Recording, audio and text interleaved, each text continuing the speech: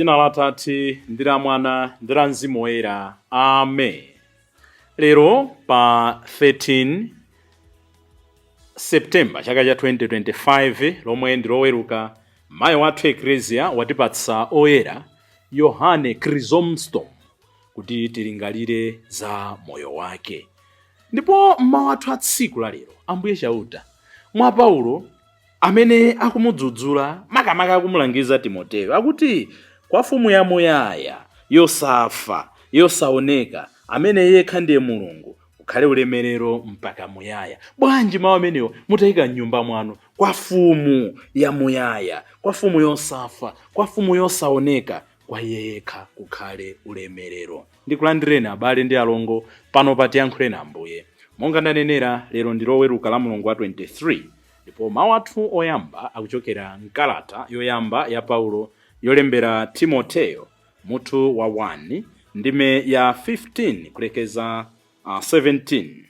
Amene akutiwerengera mawu oyamba ndi mayi Keta Marweni kuchokera ku Our Lady of Africa Maula Cathedral mu Archdiocese ya Lilongwe. Salimo yathu, Salimo namba 113. Chilimbi chake tikuti yamikani chauta kuyambira tsopano mpaka muyaya. Tamandani chauta, mtamandeni inu atumiki ake, tamandani dzina la chauta. Yamikani chauta kuyambira tsopano mpaka muyaya. Dzina la chauta litamandike kuyambira kumatulukiro a dzuwa mpaka kumalowero ake. Chauta akulamula anthu a mitundu yonse, ulamuliro wake ndi waukulu koposa mlengalenga. Yamikani chauta kuyambira tsopano mpaka muyaya. Ndipo mawu athu amumthenga pabwino ndi monga adalembera Luka woyera mutu wa 6 ndime ya 43 kulekeza 49.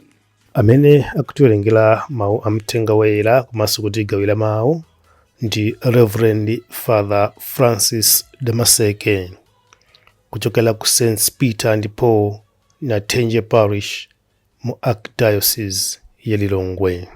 Tiyeni tisinkhesinkhe limodzi. Mawu a nkalata yoyamba ya Paulo yolembera Timoteyo.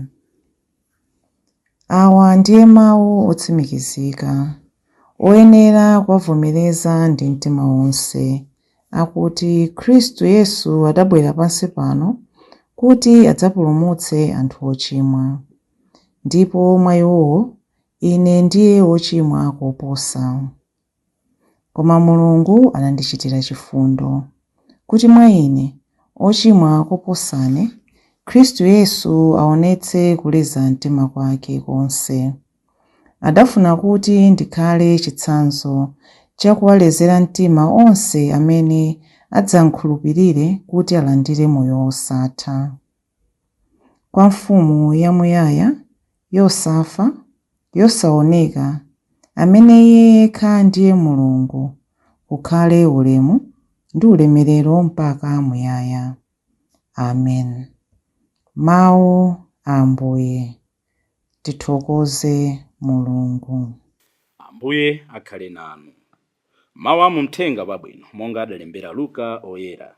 Ulemu kwa inu Ambuye. Mutu wa 6 ndime ya 43 kulekeza 49. Pa nthawi yomweyo Yesu adati, mtengo wabwino sungabale zipatso zoyipa, kapenanso mtengo woyipa kubala zipatso zabwino. Mtengo uliwonse umadziwika ndi zipatso zake. Sathyola nkhuyu pa minga, kapenanso mpesa pa mtula.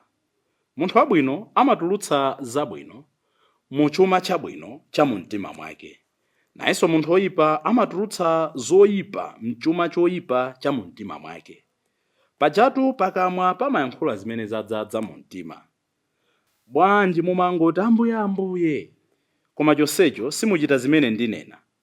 Munthu aliyense odza kwa ine namva mawu anga nkuagwiritsa ntchito, ndikuwuzani amene amafanafana naye. Amafanafana ndi munthu omanga nyumba amene adakumba mozama nayika maziko pa thanthwe. Tsono chigumula chidafika, madzi ake adagunda nyumbayo koma sadayigwedeze chifukwa idamangidwa pabwino. Koma munthu wongomva mawu anga osagwiritsa ntchito amafanafana ndi anthu amene adamanga nyumba pamwamba pa nthaka osakumba maziko. Pamene madzi achigumula adagunda nyumbayo, pompo idagwa, ndipo kuwonongeka kwake kunali kotheratu. Mthenga wa Ambuye. Ulemu kwa inu Ambuye Yesu Khristu. Lero Ambuye Yesu muthenga wabwino atikumbutsa zinthu ziwiri zofunikira. Tinayambanso dzana lija kukamba nkhani imeneyi, kumanga maziko abwino a Chikhristu a moyo wathu kumayamba ndi setting goals. Lero ndikadzuka ndipanga chani? Sabata ino ndipanga chani? Mwezi uno ndipanga chani? Chaka chino ndipanga chani?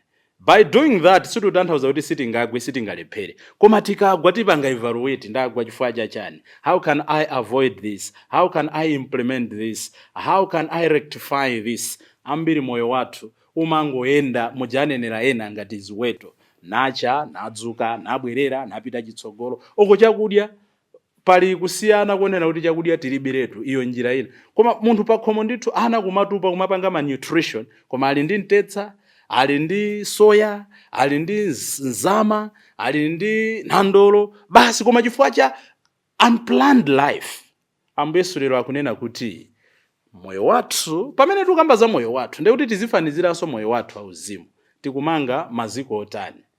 Kodi Yesu Khristu timamulola kuti akhale mfumu yathu? Ndakunena kuti ndidzakukanani kuti sindikudziwani, chifukwa ngakhale mumve mawu anga simachita. Tachulukada anthu kuyambira ife amene timalalika, oti timangolalika osamawachita. Nalalika za chikondi, ife osamakhala achikondi. Nalalika zopatsa, ife osamakhala opatsa. Inde Mulungu samayang'ana kuchuluka kwa zimene tingapereke, amayang'ana the heart behind what we are giving. Ndelero Ambuye Yesu akunena kuti mangani maziko anu. Ambiri maziko athu tidamanga pongofuna kuyamikiridwa. Timapanga zinthu zooneka ngati zabwino, but not with the intention kuti tiphatane ndi Ambuye Yesu. Cholinga chathu ambiri nkunena kuti anthu atitame. Awatame kuti amapereka bwino pa Paper Sunday. Awatame kuti amayimba bwino. Awatame kuti amapempheretsa bwino. Awatame kuti amatere. Awatame kuti amankhula bwino. Awatame kuti moyo wathu kuti tiphatane ndi Yesu Khristu. Njiratu yoyamba yophatana ndi Yesu Khristu ndiye ndikuyera mtima. Nchifukwa chake ziwanda zija zimati zikabwera pamaso pa Ambuye Yesu zimati mwabwera kudzatiwononga takudziwani. Ambuye asanankhule ndi mawu omwe, chifukwa Ambuye Yesu ndoyera ndipo amafuna tikayera zinthu zizitiyendera.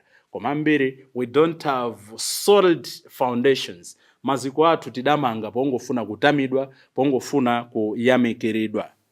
Ambiri ndithu timayendera imene amati public opinion. Avoid building your life on materialistic pursuit. Kuti mmene dziko likuyendera panopa, timati anthu amene ali pabwino, anthu amene adamanga maziko, ndi amene ali ndalama, mawaleti ofufuma, anthu amene ali ndi zakudya zambiri, anthu amene ali ndi mifunda yambirimbiri itali. Lero Ambuye Yesu akunena kuti maziko eni ndi pamene Ambuye anene kuti ndikukondwera nawe. Muja amanenera muthenga wabwino kuti pa nthawi iyo Ambuye akanene kuti unachita bwino mtumiki wanga, bwera dzakondwere ndi ine mbuye wako. Nchifukwa chake lero pamene tikukondwerera moyo wa John Chrysostom Oyera, akutiphunzitsa zinthu zingapo zimene zingatithandizire kuyika maziko athu pabwino. Choyambirira iyeyu atabadwa paja anali mtsogoleri wa ku Antioch. Koma akuti John Chrysostom atachita maphunziro ake after a brilliant study and career, anasankha moyo wakudzilanga, anakasankha moyo bindikira, kenaka nkumadzilanga. He lived a life of austerity. Ambiri mwa ife chimenecho chikutivuta moyo mwathu kukhala moyo odzilanga. Yohane Chrysostom ngati pali chinthu chimodzi chimene adatchuka nacho ndi kuthandiza anthu osauka. Sikuti anali ndi zambiri, akuti ngakhale zimene anthu amampatsa kuti zithandize moyo wake, iyeyo amazitenganso kagawira anthu ena. Ndipo amatsindika Yohane kunena kuti zimene tili nazo ife ngati sitizigwiritsa ntchito patapita masabata awiri, akuti si zathu, tikazibweze kwa eni yake, ndipo pokabweza tikapepese kuti tinabera. Nkhani simeneyo, nkhani ndoti anakhala moyo wakudzilanga. Ambiri tilibe moyo wakudzilanga. Ndeti mangofuna kumangodzunjikira. It's high time we practice the life of austerity. Timango yankhula ndipaka kudzilanga moyo wauzimu, kudzilanga moyo wakuthupi kumene, kudzilanga moyo wazachuma kumene.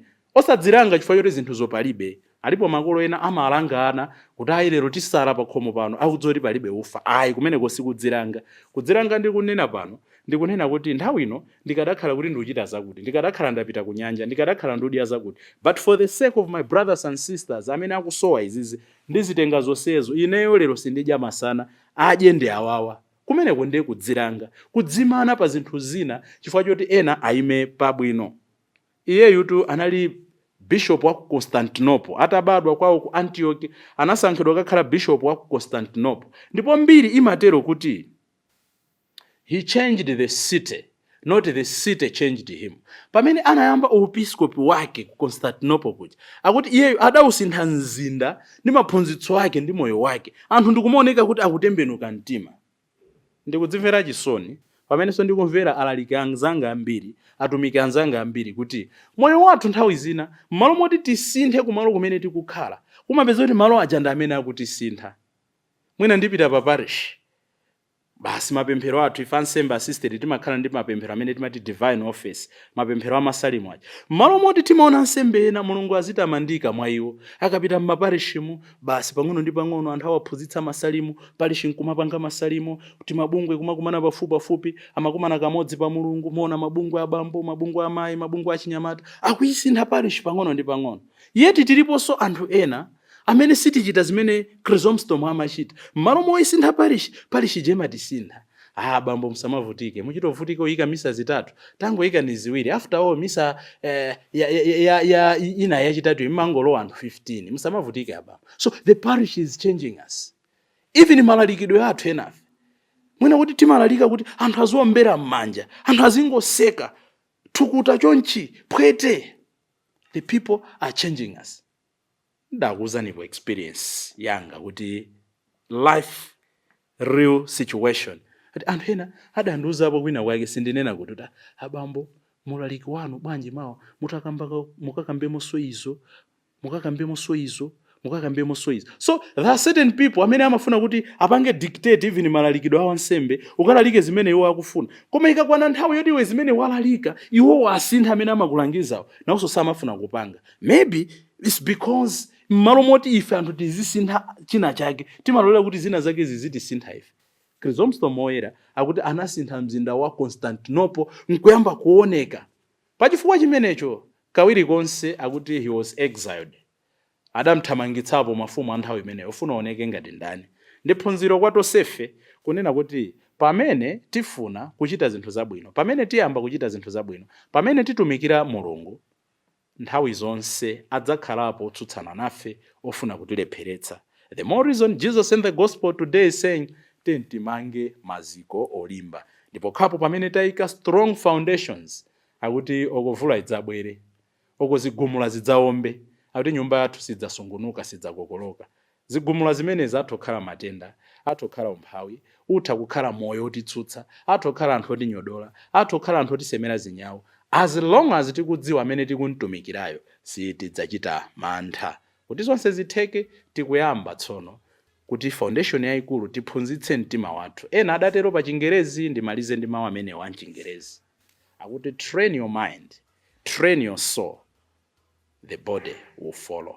Maziko amene Ambuye Yesu akunena kuti tikhazikitse, tiphunzitse mtima wathu, tiphunzitse maganizo athu, tiphunzitse nzeru zathu kukhala zotsatira Yesu Khristu. Thupi lidzatsatira, koma ambiri limayamba ndi thupi nde timafuna mtima uzitsatira, sizimayenda choncho.